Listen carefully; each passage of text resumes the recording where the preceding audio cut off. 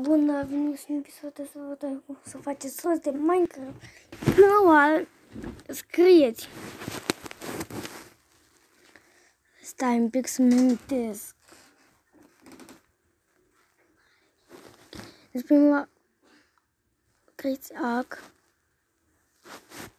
și apoi mal cat.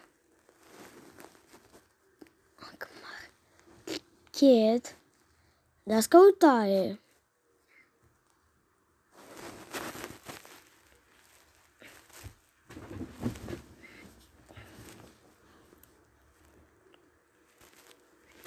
Ok. Dați aici și se descarcă. Puteți juca cel mai faine joculețe. Acum vă voi arăta cum să luați. Uite, cum să luați Minecraft de pe Arc Market. Intrați. Așteptăm.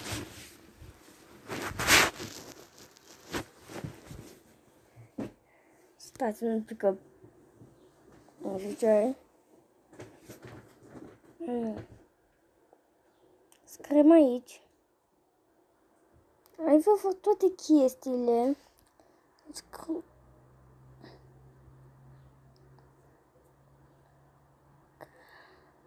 O să scriem Minecraft.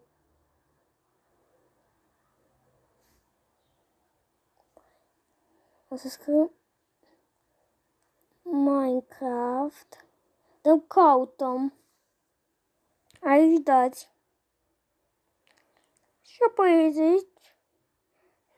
Dați aici. Dați acolo. Și așteptați să se încarce.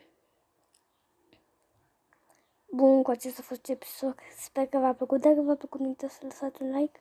Și ne auzim data viitoare. Pa, pa!